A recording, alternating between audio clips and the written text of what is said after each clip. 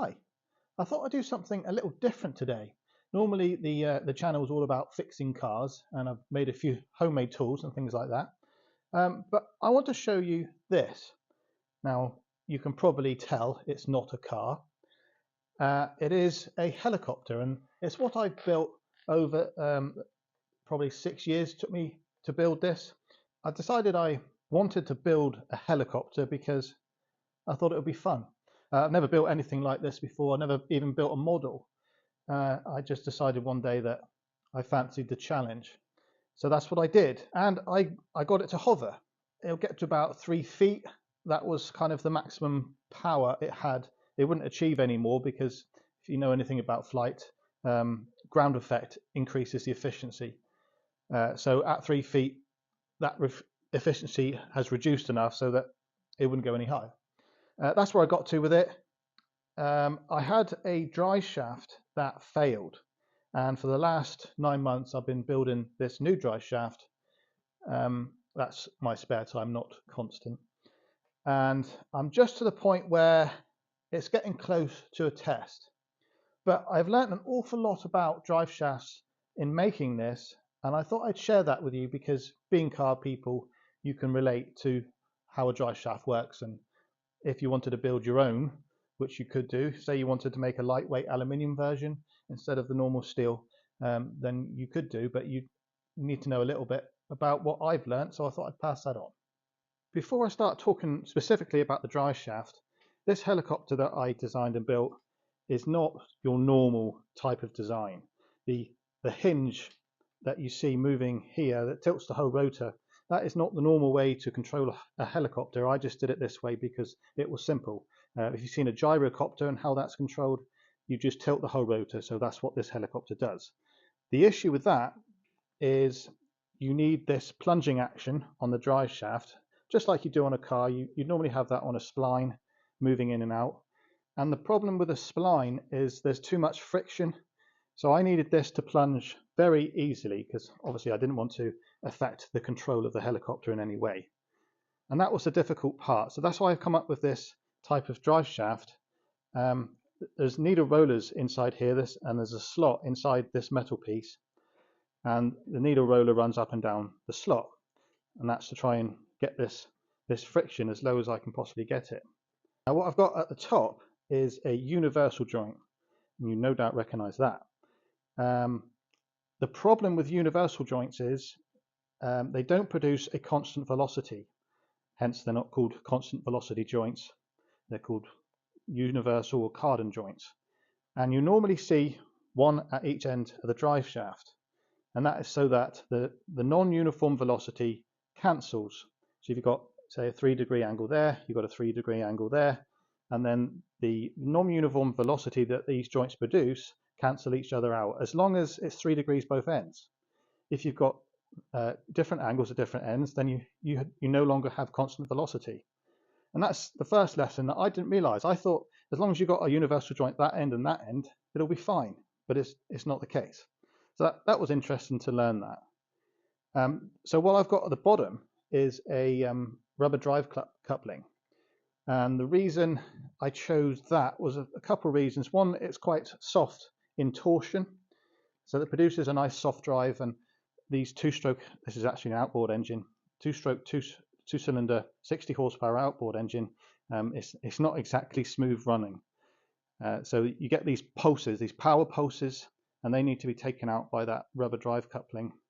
I didn't need sort of a lot of movement at the bottom, so I didn't really need a universal joint at the bottom.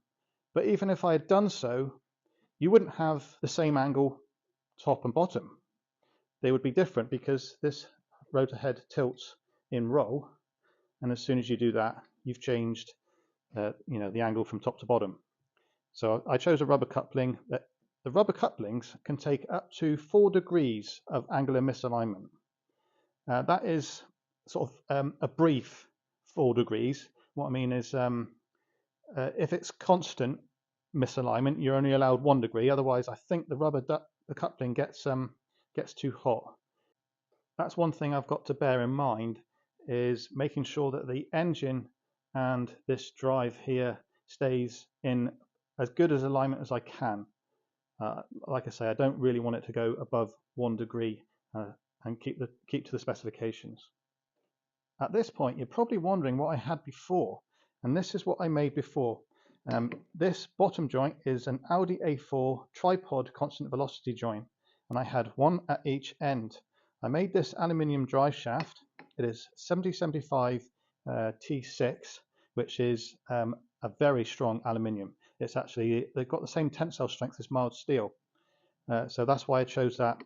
And I cut the splines using a cutter on the milling machine. But the problem with this, it did break. Not as a design fault with this actual shaft, it was to do with how I mounted it. But there's a couple issues with this.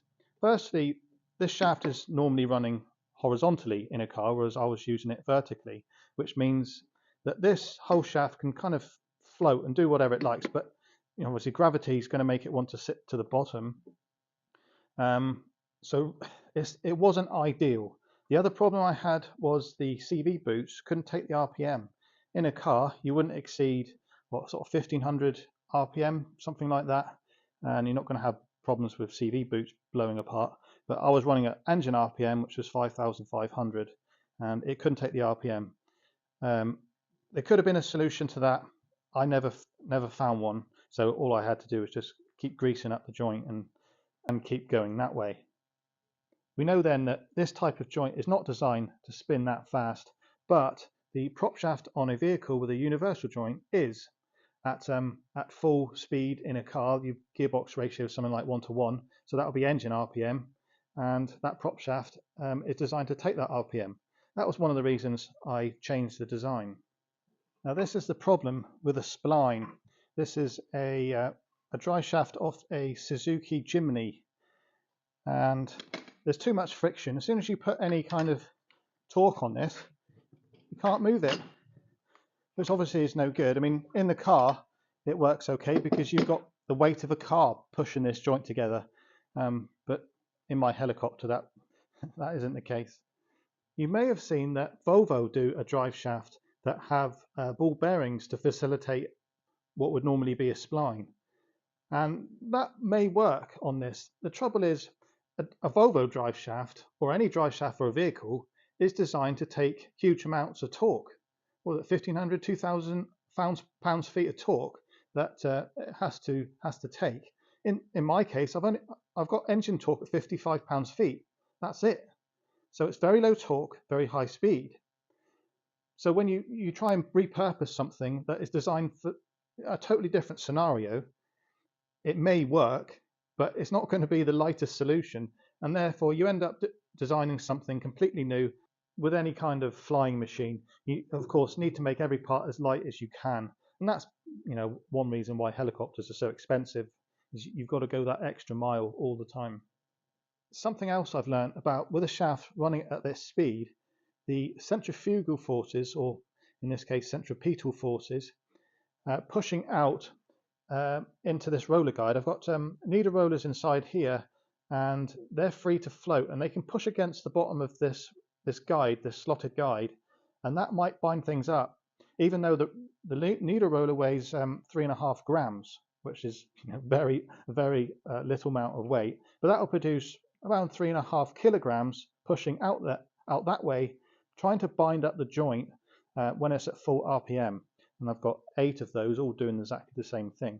The only hope I've got is when this is under torsion, the needle roller pushes against the side of the slot, and maybe it won't bind up, but we'll have to see. I'll be testing that very soon.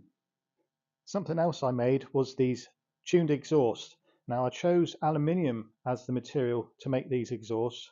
You can see one that side, and there's one exactly the same the other side, and I did that because there's 2 cylinders, so I want to keep the tuned length for each cylinder the same. That was the idea. Aluminium was not a good choice of material. I thought, well, it's not going to exceed the melting point of aluminium, so it should be okay. But the problem is the vibration causes fatigue cracks, and it's a problem I can't solve. So I'm going to have to make these out of steel. I'm actually going to go for a single one this time, single steel exhaust, and I'm going to do it in a way that keeps the tuned length the same.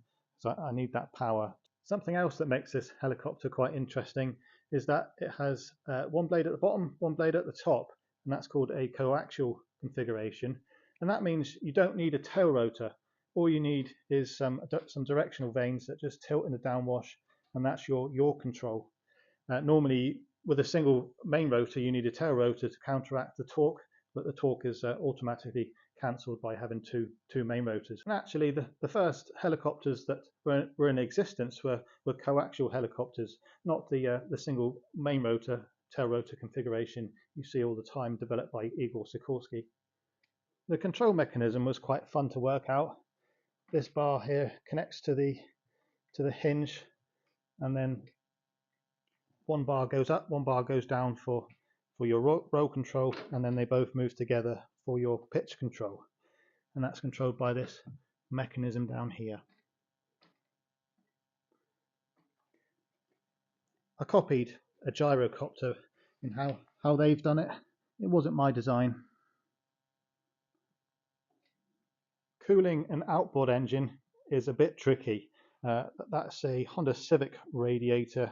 It was an aluminium one that was quite light. I just chose that really to test and go forward. The water pump is an electric one, you see just in there.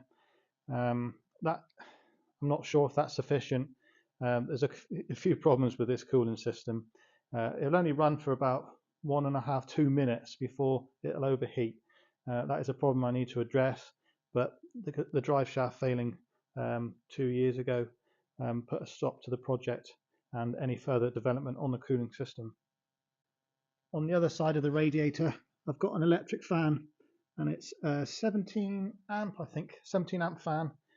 That is a 20 amp alternator of a Kubota ride-on tractor or Kubota engines. The battery is a lithium battery. It's not doing any starting, it's only doing basically gauges and things like that apart from the fan. So it doesn't need to be a big battery. I did actually have electric start on this previously, but I took that off and I put on a manual pull start to save some weight. The pull start didn't have the right gear, so I had to make that gear to fit the ring gear. These parts aren't so easy to get hold of, being a 1980s outboard engine. In terms of gauges, I don't need an awful lot. The top blue one, that is rotor RPM. The red one is engine RPM, engine temperature. Oh, sorry, that's voltage on the charging. Engine temperature is above that one, and I've got an hour meter down there as well. The two switches, one is ignition and the other one is for the electric fan.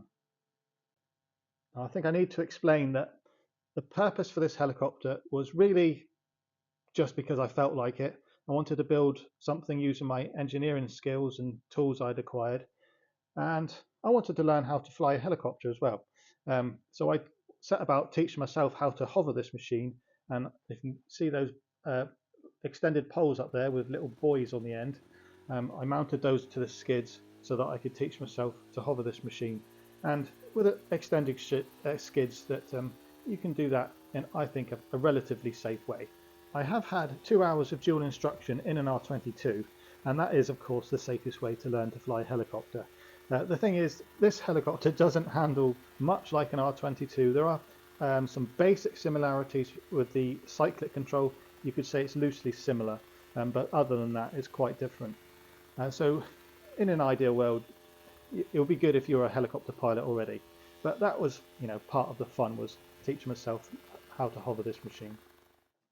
Okay, I think that's enough talking about a helicopter on a car channel. If you want to know more about it, there's another channel I've got, which is Ben Dixie, and I've got loads of videos all on this helicopter where you can find out as much information as you want. Thanks for listening. Ciao.